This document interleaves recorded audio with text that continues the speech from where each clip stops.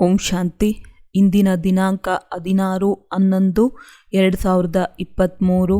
ಮಧುರ ಮಕ್ಕಳೇ, ಭಾರತವು ವಜ್ರ ಸಮಾನವಾಗಿತ್ತು, ಪತಿತವಾದ ಕಾರಣ ಕಂಗಾಲಾಗಿದೆ. ಇದನ್ನು ಮತ್ತೆ ಪಾವನ ವಜ್ರ ಸಮಾನ ಮಾಡಬೇಕು. ಮಧುರ ದೈವಿ ವೃಕ್ಷದ ಕಸಿ ಮಾಡಬೇಕಾಗಿದೆ. ಪ್ರಶ್ನೆ: ತಂದೆಯ ಕರ್ತವ್ಯವೇನಾಗಿದೆ? ಆ ಕರ್ತವ್ಯದಲ್ಲಿ ಮಕ್ಕಳು ಸಹಯೋಗಿಗಳಾಗಬೇಕು. ಉತ್ತರ: ಇಡೀ ಜಗತ್ತಿನಲ್ಲಿ ಒಂದೇ ದೈವಿ ರಾಜ್ಯವನ್ನು ಸ್ಥಾಪನೆ ಮಾಡುವುದು. ಅನೇಕ ಧರ್ಮಗಳ ವಿನಾಶ, ಒಂದು ಸತ್ಯ ಧರ್ಮದ ಸ್ಥಾಪನೆ ಮಾಡುವುದು ತಂದೆಯ ಕರ್ತವ್ಯವಾಗಿದೆ. ನೀವು ಮಕ್ಕಳು ಈ ಕಾರ್ಯದಲ್ಲಿ ಸಹಯೋಗಿಗಳಾಗಬೇಕು. ಶ್ರೇಷ್ಠ ಪದವಿಯನ್ನು ಪಡೆಯುವ ಪುರುಷಾರ್ಥ ಮಾಡಬೇಕು. ನಾವು ಸ್ವರ್ಗದಲ್ಲಂತೂ ಹೋಗುತ್ತೇವೆಂದು ಯೋಚಿಸಬಾರದು. ಗೀತೆ. ತಾಯಿಯೂ ನೀವೇ, ತಂದೆಯೂ ನೀವೇ. ಓಂ ಶಾಂತಿ. ಪ್ರಪಂಚದ ಮನುಷ್ಯರು ನೀವು ತಾಯಿ ತಂದೆ ಎಂದು ಆಡುತ್ತಾರೆ, ಆದರೆ ಯಾರಿಗಾಗಿ ಆಡುತ್ತಾರೆ ಇದನ್ನು ತಿಳಿದುಕೊಂಡಿಲ್ಲ. ಇದು ಸಹ ವಿಚಿತ್ರ ಮಾತಾಗಿದೆ. ಕೇವಲ ಹೇಳುವುದಷ್ಟೇ ಹೇಳುತ್ತಾರೆ, ಆದರೆ ಮಕ್ಕಳ ಬುದ್ಧಿಯಲ್ಲಿ ನಮ್ಮ ತಾಯಿ ತಂದೆ ಯಾರಾಗಿದ್ದಾರೆಂದು ತಿಳಿದಿದೆ. ಅವರು ಪರಮಧಾಮದಲ್ಲಿ ಇರುವವರಾಗಿದ್ದಾರೆ. ಪರಮಧಾಮವು ಒಂದೇ ಆಗಿದೆ. ಸತ್ಯಯುಗವನ್ನು ಪರಮಧಾಮವೆಂದು ಕರೆಯುವುದಿಲ್ಲ. ಸತ್ಯಯುಗವು ಇಲ್ಲಿಯೇ ಇರುತ್ತದೆ. ಪರಮಧಾಮದಲ್ಲಿ ನಾವೆಲ್ಲರೂ ಇರುತ್ತೇವೆ. ನಿಮಗೆ ಗೊತ್ತಿದೆ, ನಾವು ಆತ್ಮಗಳು ಪರಮಧಾಮ ನಿರ್ವಾಣ ದೇಶದಿಂದ ಈ ಸಾಕಾರ ಸೃಷ್ಟಿಗೆ ಬರುತ್ತೇವೆ. ಸ್ವರ್ಗವು ಮೇಲೇನಿಲ್ಲ. ನೀವು ಸಹ ಪರಮಧಾಮದಿಂದ ಬರುತ್ತೀರಿ. ನಾವಾತ್ಮಗಳು ಈ ಶರೀರದ ಮೂಲಕ ಪಾತ್ರ ಮಾಡುತ್ತಿದ್ದೇವೆಂದು ಈಗ ನೀವು ಮಕ್ಕಳು ತಿಳಿದುಕೊಂಡಿದ್ದೀರಿ. ಎಷ್ಟು ಜನ್ಮವನ್ನು ತೆಗೆದುಕೊಳ್ಳುತ್ತೇವೆ, ಹೇಗೆ ಪಾತ್ರವನ್ನು ಅಭಿನಯಿಸುತ್ತೇವೆಂದು ಈಗ ತಿಳಿದುಕೊಂಡಿದ್ದೀರಿ. ಅವರು ದೂರ ದೇಶದಲ್ಲಿ ಇರುವವರು ಪರದೇಶದಲ್ಲಿ ಬಂದಿದ್ದಾರೆ. ಈಗ ಪರದೇಶವೆಂದು ಏಕೆ ಹೇಳಲಾಗುತ್ತದೆ? ನೀವು ಭಾರತದಲ್ಲಿ ಬರುತ್ತೀರಲ್ಲವೇ? ಆದರೆ ಮೊಟ್ಟ ಮೊದಲು ನೀವು ತಂದೆಯು ಸ್ಥಾಪಿಸಿರುವ ಸ್ವರ್ಗದಲ್ಲಿ ಬರುತ್ತೀರಿ. ಆಮೇಲೆ ಅದೇ ನರಕ ರಾವಣ ರಾಜ್ಯವಾಗಿ ಬಿಡುತ್ತದೆ. ಅನೇಕ ಧರ್ಮ, ಅನೇಕ ಸರ್ಕಾರಗಳಾಗಿ ಬಿಡುತ್ತವೆ. ನಂತರ ತಂದೆಯು ಬಂದು ಒಂದೇ ರಾಜ್ಯವನ್ನಾಗಿ ಮಾಡುತ್ತಾರೆ. ಈಗಂತೂ ಅನೇಕ ಸರ್ಕಾರಗಳಿವೆ. ನಾವೆಲ್ಲರೂ ಸೇರಿ ಒಂದಾಗಬೇಕು ಎಂದು ಹೇಳುತ್ತಾರೆ. ಆದರೆ ಎಲ್ಲರೂ ಒಂದಾಗಲು ಹೇಗೆ ಸಾಧ್ಯ? 5000 ವರ್ಷದ ಹಿಂದೆ ಭಾರತದಲ್ಲಿ ಒಂದೇ ಸರ್ಕಾರವಿತ್ತು. ವಿಶ್ವದ ಶಕ್ತಿವಂತ ಮಹಾರಾಜ ಮಹಾರಾಣಿಯಾಗಿದ್ದರು. ವಿಶ್ವದಲ್ಲಿ ರಾಜ್ಯ ಮಾಡುವಂತಹ ಬೇರೆ ಯಾವ ಶಕ್ತಿಯೂ ಇರಲಿಲ್ಲ. ಆದರೆ ಈಗ ಎಲ್ಲ ಧರ್ಮಗಳು ಒಂದೇ ಧರ್ಮದಲ್ಲಿ ಬರಲು ಸಾಧ್ಯವಿಲ್ಲ. ಸ್ವರ್ಗದಲ್ಲಿ ಒಂದೇ ಸರ್ಕಾರವಿತ್ತು. ಆದುದರಿಂದ ನಾವೆಲ್ಲರೂ ಒಂದಾಗಬೇಕು ಎಂದು ಹೇಳುತ್ತಾರೆ. ಈಗ ತಂದೆಯು ಹೇಳುತ್ತಾರೆ, ಈಗ ನಾವು ಅನೇಕ ಸರ್ಕಾರಗಳನ್ನು ವಿನಾಶ ಮಾಡಿ ಒಂದೇ ಆದಿ ಸನಾತನ ದೈವಿ ಸರ್ಕಾರವನ್ನು ಸ್ಥಾಪನೆ ಮಾಡುತ್ತಿದ್ದೇವೆ. ನೀವು ಸಹ ಹಾಗೆಯೇ ಹೇಳುತ್ತೀರಲ್ಲವೇ? ಸರ್ವಶಕ್ತಿವಂತನ ಆದೇಶಕ್ಕನುಸಾರವಾಗಿ ನಾವು ಭಾರತದಲ್ಲಿ ಒಂದೇ ದೈವಿ ಸರ್ಕಾರವುಳ್ಳ ರಾಜ್ಯ ಸ್ಥಾಪನೆ ಮಾಡುತ್ತಿದ್ದೇವೆ. ದೈವಿ ಸರ್ಕಾರದ ವಿನಃ ಬೇರೆಲ್ಲೂ ಒಂದು ಸರ್ಕಾರವಿರಲು ಸಾಧ್ಯವಿಲ್ಲ. 5000 ವರ್ಷಗಳ ಹಿಂದೆ ಭಾರತದಲ್ಲಿ ಅಥವಾ ಇಡೀ ವಿಶ್ವದಲ್ಲಿ ಒಂದೇ ದೈವಿ ಸರ್ಕಾರವಿತ್ತು. ಈಗ ತಂದೆಯು ಮತ್ತೆ ವಿಶ್ವದಲ್ಲಿ ಒಂದೇ ದೈವಿ ಸರ್ಕಾರವನ್ನು ಸ್ಥಾಪನೆ ಮಾಡಲು ಬಂದಿದ್ದಾರೆ. ನಾವು ಮಕ್ಕಳು ಅವರಿಗೆ ಸಹಯೋಗಿಗಳಾಗಿದ್ದೇವೆ. ಈ ರಹಸ್ಯವು ಗೀತೆಯಲ್ಲಿದೆ. ಇದು ರುದ್ರ ಜ್ಞಾನ ಯಜ್ಞವಾಗಿದೆ. ರುದ್ರನೆಂದು ನಿರಾಕಾರನಿಗೆ ಹೇಳಲಾಗುತ್ತದೆ, ಕೃಷ್ಣನಿಗಲ್ಲ. ರುದ್ರನ ಹೆಸರೇ ನಿರಾಕಾರನದ್ದಾಗಿದೆ. ಬಹಳ ಹೆಸರುಗಳನ್ನು ಕೇಳಿರುವ ಕಾರಣ ಮನುಷ್ಯರು ರುದ್ರ ಎಂದರೆ ಬೇರೆ ಹಾಗೂ ಸೋಮನಾಥನೆಂದರೆ ಬೇರೆ ಎಂದು ತಿಳಿದುಕೊಂಡಿದ್ದಾರೆ. ಆದರೆ ಈಗ ಒಂದೇ ದೈವಿ ಸರ್ಕಾರ ಸ್ಥಾಪನೆಯಾಗುತ್ತದೆ. ಕೇವಲ ನಾವು ಸ್ವರ್ಗದಲ್ಲಿ ಬರುತ್ತೇವೆಂದು ಖುಷಿ ಪಡಬಾರದು. ನರಕದಲ್ಲಿಯೂ ನೋಡಿ ಪದವಿಗಾಗಿ ಎಷ್ಟೊಂದು ಕಷ್ಟಪಡುತ್ತಾರೆ. ಒಂದು ಪದವಿ ಸಿಗುತ್ತದೆ, ಮತ್ತೆ ತುಂಬ ಸಂಪಾದನೆ ಮಾಡುತ್ತಾರೆ. ಭಕ್ತರಿಗಾಗಿ ಒಬ್ಬರೇ ಭಗವಂತನಿರಬೇಕಾಗುತ್ತದೆ. ಇಲ್ಲವಾದರೆ ಅಲೆದಾಡುತ್ತಾರೆ. ಇಲ್ಲಿ ಎಲ್ಲರಿಗೂ ಭಗವಂತನೆಂದು ಹೇಳಿಬಿಡುತ್ತಾರೆ. ಅನೇಕರಿಗೆ ಭಗವಂತನ ಅವತಾರವೆಂದು ಮಾನ್ಯತೆ ನೀಡುತ್ತಾರೆ. ಆದರೆ ತಂದೆಯು ಒಮ್ಮೆ ಮಾತ್ರವೇ ಬರುತ್ತೇನೆಂದು ಹೇಳುತ್ತಾರೆ. ಪತಿತ ಪಾವನ ಬಾ ಎಂದೂ ಸಹ ಆಡುತ್ತಾರೆ. ಇಡೀ ಜಗತ್ತು ಪತಿತವಾಗಿದೆ, ಅದರಲ್ಲಿಯೂ ಭಾರತ ಹೆಚ್ಚು ಪತಿತವಾಗಿದೆ. ಭಾರತವೇ ಕಂಗಾಲಾಗಿದೆ. ಭಾರತವೇ ವಜ್ರ ಸಮಾನವಾಗಿತ್ತು. ನಿಮಗೆ ಈಗ ಹೊಸ ಪ್ರಪಂಚದಲ್ಲಿ ಇಂತಹ ರಾಜ್ಯವೂ ಸಿಗುತ್ತದೆ. ಆದುದರಿಂದ ತಂದೆಯು ತಿಳಿಸುತ್ತಾರೆ, ಕೃಷ್ಣನಿಗೆ ಭಗವಂತನೆಂದು ಹೇಳಲು ಸಾಧ್ಯವಿಲ್ಲ. ಜನನ ಮರಣ ರಹಿತನಾದ ಒಬ್ಬ ಪರಂಪಿತ ಪರಮಾತ್ಮನಿಗೆ ಮಾತ್ರ ಹೇಳಲಾಗುವುದು. ಆದರೆ ಮನುಷ್ಯರು ಅವರೂ ಭಗವಂತ, ನಾವೂ ಭಗವಂತ ಆಗಿದ್ದೇವೆ, ನಾವು ಇಲ್ಲಿಗೆ ಮಜಾ ಮಾಡಲು ಬಂದಿದ್ದೇವೆ ಎಂದು ಹೇಳುತ್ತಾರೆ. ಈ ರೀತಿ ಬಹಳ ನಶೆ ಮಸ್ತಿಯಲ್ಲಿರುತ್ತಾರೆ. ಎಲ್ಲಿ ನೋಡಿದರೂ ಭಗವಂತನೇ ಭಗವಂತ ಕಾಣುತ್ತಾರೆ. ಎಲ್ಲವೂ ಭಗವಂತನ ಸ್ವರೂಪವೇ ಆಗಿದೆ. ನಾವೇ ನೀವು, ನೀವೇ ನಾವು ಎಂದು ನೃತ್ಯ ಮಾಡತೊಡಗುತ್ತಾರೆ. ಸಾವಿರಾರು ಮಂದಿ ಇಂಥವರಿಗೆ ಅನುಯಾಯಿಗಳಿದ್ದಾರೆ. ತಂದೆಯು ಹೇಳುತ್ತಾರೆ, ಭಕ್ತರು ಭಗವಂತನ ಭಕ್ತಿ ಮಾಡುತ್ತಿರುತ್ತಾರೆ. ಭಕ್ತಿಯಲ್ಲಿ ಭಾವನೆಯಿಂದ ಪೂಜೆ ಮಾಡುತ್ತಿರುತ್ತಾರೆ. ಆಗ ನಾನು ಅವರಿಗೆ ಸಾಕ್ಷಾತ್ಕಾರ ಮಾಡಿಸುತ್ತೇನೆ ಎಂದು ಹೇಳುತ್ತಾರೆ.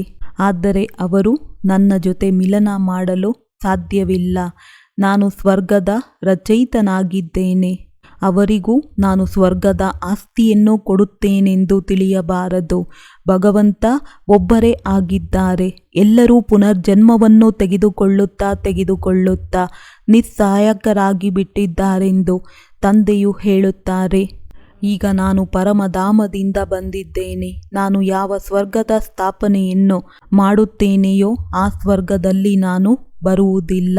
ಬಹಳ ಮನುಷ್ಯರು ನಾವು ನಿಷ್ಕಾಮ ಸೇವೆಯನ್ನು ಮಾಡುತ್ತೇವೆಂದು ಹೇಳುತ್ತಾರೆ. ಆದರೆ ಸೇವೆಯ ಫಲವನ್ನು ಬಯಸಲಿ ಅಥವಾ ಬಯಸದಿರಲಿ, ಆದರೆ ಅವಶ್ಯವಾಗಿ ಅದರ ಪ್ರತಿಫಲವು ಸಿಗುತ್ತದೆ. ದಾನ ಮಾಡುವವರಿಗೆ ಅವಶ್ಯವಾಗಿ ಫಲವೂ ಸಿಗುತ್ತದೆ ಎಲ್ಲವೇ. ಈಗ ನೀವು ಶ್ರೀಮಂತರಾಗಿದ್ದೀರೆಂದರೆ ಇಂದಿನ ಜನ್ಮದಲ್ಲಿ ದಾನ ಪುಣ್ಯ ಮಾಡಿದ್ದೀರಿ. ಈಗ ನೀವು ಪುರುಷಾರ್ಥ ಮಾಡುತ್ತಿದ್ದೀರಿ. ಈಗ ಎಷ್ಟು ಪುರುಷಾರ್ಥ ಮಾಡುತ್ತೀರಿ ಅಷ್ಟು ಭವಿಷ್ಯದಲ್ಲಿ ಶ್ರೇಷ್ಠ ಪದವಿಯನ್ನು ಪಡೆಯುತ್ತೀರಿ. ಈಗ ಭವಿಷ್ಯದ ಜನ್ಮ ಜನ್ಮಾಂತರಕ್ಕಾಗಿ ಉತ್ತಮ ಕರ್ಮವನ್ನು ಕಲಿಸಲಾಗುತ್ತಿದೆ. ಈ ಜನ್ಮದಲ್ಲಿ ಮನುಷ್ಯರು ಮುಂದಿನ ಜನ್ಮಕ್ಕಾಗಿ ಮಾಡುತ್ತಾರೆ. ನಂತರ ಅದನ್ನು ಇದು ಇಂದಿನ ಜನ್ಮಗಳ ಫಲವೆಂದು ಹೇಳುತ್ತಾರೆ. ಆದರೆ ಸತ್ಯ ತ್ರೇತಾಯುಗದಲ್ಲಿ ಈ ರೀತಿ ಹೇಳುವುದಿಲ್ಲ. 21 ಜನ್ಮಗಳ ಕರ್ಮದ ಫಲವನ್ನು ಈಗ ತಯಾರು ಮಾಡಲಾಗುತ್ತದೆ. ಸಂಗಮ ಯುಗದ ಪುರುಷಾರ್ಥವೇ 21 ಪೀಳಿಗೆಯವರೆಗೂ ಪ್ರಾರಬ್ಧವಾಗಿ ನಡೆಯುತ್ತದೆ. ಸನ್ಯಾಸಿಗಳು ಎಂದಿಗೂ ನಿಮ್ಮ ಪ್ರಾರಬ್ಧವನ್ನು 21 ಜನ್ಮಗಳಿಗೆ ಸುಖಿಯನ್ನಾಗಿ ಮಾಡುತ್ತೇವೆಂದು ಹೇಳುವುದಿಲ್ಲ. ಅವರು ಭಗವಂತನೇ ಉತ್ತಮ ಹಾಗೂ ಕನಿಷ್ಠ ಫಲವನ್ನು ಕೊಡುತ್ತಾರೆಂದು ಹೇಳಿಬಿಡುತ್ತಾರೆ. ಮತ್ತೆ ಕಲ್ಪದ ಆಯಸ್ಸನ್ನು ದೀರ್ಘಾಯಸ್ಸನ್ನಾಗಿ ಮಾಡಿರುವುದು ತಪ್ಪಾಯಿತು.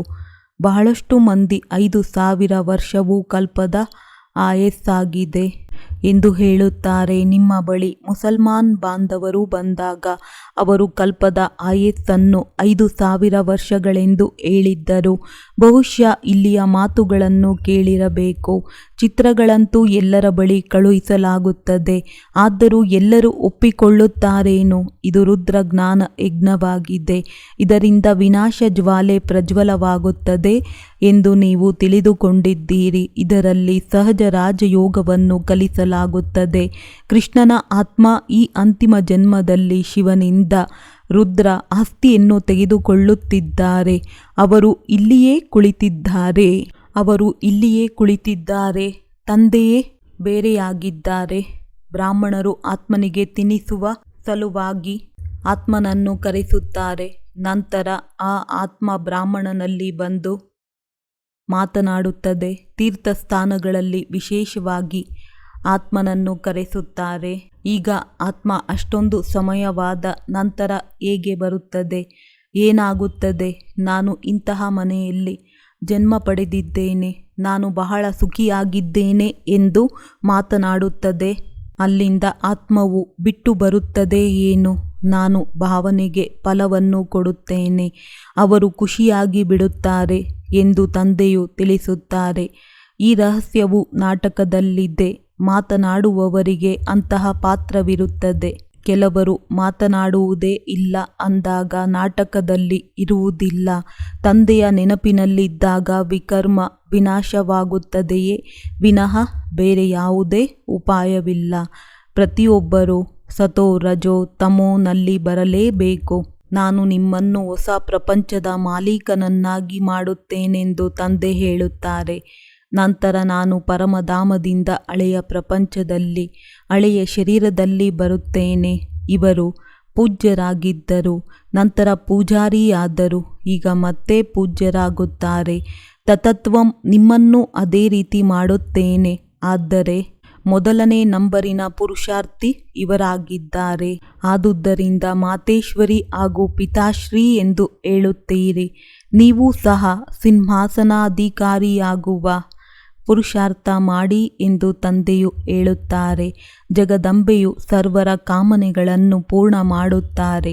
ತಾಯಿ ಇರುವಾಗ ತಂದೆಯೂ ಇರಬೇಕು ಹಾಗೂ ಮಕ್ಕಳು ಇರುತ್ತಾರೆ. ನಿಮ್ಮೆಲ್ಲರ ಕಾಮನೆಗಳು ಸತ್ಯಯುಗದಲ್ಲಿ ಪೂರ್ಣವಾಗುತ್ತವೆ ಎಂದು ನೀವು ಎಲ್ಲರಿಗೂ ಈ ಮಾರ್ಗವನ್ನು ತೋರಿಸುತ್ತೀರಿ. ಮನೆಯಲ್ಲಿದ್ದು ಸಂಪೂರ್ಣ ನೆನಪನ್ನು ಮಾಡಿದಾಗ ಇಲ್ಲಿರುವವರಿಗಿಂತ ಶ್ರೇಷ್ಠ ಪದವಿಯನ್ನು ಪಡೆಯಬಹುದು ಎಂದು ತಂದೆಯು ಹೇಳುತ್ತಾರೆ. ಬಹಳಷ್ಟು ಬಂಧನದಲ್ಲಿರುವವರು ಇದ್ದಾರೆ. ಈ ಅಬಲೆಯರ ಅತ್ಯಾಚಾರವಾಗದಂತೆ ಏನಾದರೂ ಉಪಾಯ ಹುಡುಕಬೇಕೆಂದು ಇಂದು ರಾತ್ರಿ ಗೃಹ ಮಂತ್ರಿಗಳಿಗೂ ಹೇಳುತ್ತಿದ್ದರಲ್ಲವೇ? ಆದರೆ 4-5 ಬಾರಿ ಹೇಳಿದಾಗ ಅವರ ಬುದ್ಧಿಗೆ ಬರುತ್ತದೆ. ಅದೃಷ್ಟದಲ್ಲಿದ್ದರೆ ಒಪ್ಪಿಕೊಳ್ಳುತ್ತಾರೆ. ಇದು ಕಠಿಣವಾದ ಜ್ಞಾನವಾಗಿದೆ. ಸಿಖ್ ಧರ್ಮದವರು ಇದನ್ನು ತಿಳಿದುಕೊಳ್ಳುತ್ತಾರೆ. ಮನುಷ್ಯರನ್ನು ದೇವತೆಗಳನ್ನಾಗಿ ಯಾರು ಮಾಡಿದರು? ಏಕ್ ಓಂಕಾರ್ ಸತ್ನಾಮ್ ಎನ್ನುವುದು ಇವರ ಮಹಿಮೆಯೇ ಆಗಿದೆ. ಅಕಾಲ ಮೂರತ್ ಬ್ರಹ್ಮತತ್ವವು ಅವರ ಸಿಂಹಾಸನವಾಗಿದೆ. ಸಿಂಹಾಸನವನ್ನು ಬಿಟ್ಟು ಬಾ ಎಂದು ಅವರು ಹೇಳುತ್ತಾರಲ್ಲವೇ? ನಾನು ಇಡೀ ಸೃಷ್ಟಿಯ ಆದಿ ಮಧ್ಯ ಅಂತ್ಯವನ್ನು ತಿಳಿದುಕೊಂಡಿದ್ದೇನೆಯೇ ವಿನಃ ಎಲ್ಲರ ಮನಸ್ಸಿನಲ್ಲಿರುವುದನ್ನು ತಿಳಿದುಕೊಂಡಿಲ್ಲವೆಂದು ತಂದೆಯು ಕುಳಿತು ತಿಳಿಸುತ್ತಾರೆ. ಸದ್ಗತಿಯಲ್ಲಿ ಕರೆದೊಯ್ಯಿರಿ ಎಂದು ಭಗವಂತನನ್ನು ನೆನಪು ಮಾಡುತ್ತಾರೆ. ನಾನು ಸರ್ವಶಕ್ತಿವಂತನ ದೈವಿ ಸರ್ಕಾರವನ್ನು ಸ್ಥಾಪನೆ ಮಾಡುತ್ತಿದ್ದೇನೆಂದು ತಂದೆಯು ಹೇಳುತ್ತಾರೆ. ಈಗ ಏನು ವಿಭಜನೆಗಳಾಗಿವೆ ಅವೆಲ್ಲವೂ ಒಂದಾಗಿ ಬಿಡುತ್ತವೆ. ನಮ್ಮ ದೇವಿ ದೇವತಾ ಧರ್ಮದ ಸಸಿಯನ್ನು ನಾಟಿ ಮಾಡಬೇಕಾಗಿದೆ. ಇದು ಅತಿ ದೊಡ್ಡ ವೃಕ್ಷವಾಗಿದೆ. ಇದರಲ್ಲಿ ಮಧುರಾತಿ ಮಧುರರು ಅವರ ಸಸಿ ನಾಟಿ ಮಾಡಬೇಕಾಗಿದೆ. ನಂತರ ಬರುವ ಅನ್ಯ ಧರ್ಮದವರು ಅವರ ಧರ್ಮದ ಸಸಿ ನಾಟಿ ಮಾಡುವುದಿಲ್ಲ. ಒಳ್ಳೆಯದು. ಇಂದು ಸದ್ಗುರುವಾರವಾಗಿದೆ. ಮಕ್ಕಳೇ, ಶ್ರೀಮತದಂತೆ ನಡೆದು ಪವಿತ್ರವಾದಾಗ ನಾನು ಜೊತೆಯಲ್ಲಿ ಕರೆದೊಯ್ಯುತ್ತೇನೆ ಎಂದು ತಂದೆಯು ಹೇಳುತ್ತಾರೆ. ಬೇಕಾದರೆ ಮಕ್ಮಲ್ ರಾಣಿಯಾದರೂ ಆಗಿ ಅಥವಾ ರೇಷ್ಮೆಯ ರಾಣಿಯಾದರೂ ಆಗಿ ಆಸ್ತಿಯನ್ನು ತೆಗೆದುಕೊಳ್ಳಲು ನನ್ನ ಮತದಂತೆ ನಡೆಯಿರಿ. ನೆನಪಿನಿಂದಲೇ ನೀವು ಅಪವಿತ್ರರಿಂದ ಪವಿತ್ರರಾಗಿ ಬಿಡುತ್ತೀರಿ. ಒಳ್ಳೆಯದು. ಬಾಪ್ದಾದ ಹಾಗೂ ಮಧುರ ಮೊಮ್ಮಾರವರ ಅಗಲಿ ಹೋಗಿ ಮರಳಿ ಸಿಕ್ಕಿರುವ ಮಕ್ಕಳಿಗೆ ನೆನಪು, ಪ್ರೀತಿ ಹಾಗೂ ಮಾಲೀಕರಿಗೆ ಸಲಾಂ ಮಾಲೇಕಾಂ. ಧಾರಣೆಗಾಗಿ ಮುಖ್ಯ ಸಾರ. ಸಂಗಮಯುಗದ ಪುರುಷಾರ್ಥದ ಪ್ರಾರಬ್ಧವು 21 ಜನ್ಮಗಳು ನಡೆಯುತ್ತವೆ. ಈ ಮಾತನ್ನು ಸ್ಮೃತಿಯಲ್ಲಿಟ್ಟುಕೊಂಡು ಶ್ರೇಷ್ಠ ಕರ್ಮವನ್ನು ಮಾಡಬೇಕು. ಜ್ಞಾನದಾನದಿಂದ ತಮ್ಮ ಪ್ರಾರಬ್ಧವನ್ನು ಶ್ರೇಷ್ಠ ಮಾಡಿಕೊಳ್ಳಬೇಕು. ಮಧುರವಾದ ದೈವಿ ವೃಕ್ಷದ ಸಸಿ ನಾಟಿಯಾಗುತ್ತಿದೆ. ಆದ್ದರಿಂದ ಅತಿ ಮಧುರರಾಗಬೇಕಾಗಿದೆ. ವರದಾನ. ಬ್ರಾಹ್ಮಣ ಜನ್ಮದ ವಿಶೇಷತೆ ಮತ್ತು ವಿಚಿತ್ರತೆಯನ್ನು ಸ್ಮೃತಿಯಲ್ಲಿಡುತ್ತಾ ಸೇವೆ ಮಾಡುವಂತಹ ಸಾಕ್ಷಿಭವ. ಈ ಬ್ರಾಹ್ಮಣ ಜನ್ಮ ದಿವ್ಯ ಜನ್ಮವಾಗಿದೆ. ಸಾಧಾರಣ ಜನ್ಮಧಾರಿ ಆತ್ಮಗಳು ತಮ್ಮ ಹುಟ್ಟಿದ ದಿನವನ್ನು ಬೇರೆಯಾಗಿ ಆಚರಿಸುತ್ತಾರೆ. ಮದುವೆಯಾದ ದಿನವನ್ನು ಫೌಂಡರ್ಸ್ ಡೇ ಅನ್ನು ಬೇರೆಯಾಗಿ ಆಚರಿಸುತ್ತಾರೆ. ಆದರೆ ನಿಮ್ಮ ಹುಟ್ಟಿದ ದಿನವೂ ಅದೇ ಆಗಿದೆ. Mother day, father day, engagement day ಎಲ್ಲವೂ ಒಂದೇ ಆಗಿದೆ. ಏಕೆಂದರೆ ನಿಮ್ಮೆಲ್ಲರ ಭಾಷೆ ಇದೇ ಆಗಿದೆ. ಒಬ್ಬ ತಂದೆಯ ವಿನಃ ಬೇರೊಬ್ಬರಿಲ್ಲ. ಆದ್ದರಿಂದ ಈ ಜನ್ಮದ ವಿಶೇಷತೆ ಮತ್ತು ವಿಚಿತ್ರತೆಯನ್ನು ಸ್ಮೃತಿಯಲ್ಲಿಡುತ್ತಾ ಸೇವೆಯ ಪಾತ್ರವನ್ನು ಅಭಿನಯಿಸಿ. ಸೇವೆಯಲ್ಲಿ ಒಬ್ಬರಿನ್ನೊಬ್ಬರಿಗೆ ಜೊತೆಗಾರರಾಗಿ ಸ್ವಲ್ಪವೂ ಸಹ ಯಾರ ಮೇಲಾದರೂ ವಿಶೇಷವಾದ ಒಲವು ಇಲ್ಲದಿರಲಿ. ಆದ್ದರಿಂದ ಈ ಜನ್ಮದ ವಿಶೇಷತೆ ಮತ್ತು ವಿಚಿತ್ರತೆಯನ್ನು ಸ್ಮೃತಿಯಲ್ಲಿಡುತ್ತಾ ಸೇವೆಯ ಪಾತ್ರವನ್ನು ಅಭಿನಯಿಸಿ. ಸೇವೆಯಲ್ಲಿ ಒಬ್ಬರಿನ್ನೊಬ್ಬರಿಗೆ ಜೊತೆಗಾರರಾಗಿ ಸ್ವಲ್ಪವೂ ಸಹ ಯಾರ ಮೇಲಾದರೂ ವಿಶೇಷವಾದ ಒಲವು ಇಲ್ಲದಿರಲಿ. ಸ್ಲೋಗನ್: ನಿಶ್ಚಿಂತ ಚಕ್ರವರ್ತಿ ಅವರೇ ಆಗಿದ್ದಾರೆ. ಯಾರ ಜೀವನದಲ್ಲಿ ನಿರ್ಮಾಣತೆ ಮತ್ತು ಅಧಿಕಾರದ ಬ್ಯಾಲೆನ್ಸ್ ಇರುವುದೋ ಒಳ್ಳೆಯದು. ಓಂ ಶಾಂತಿ.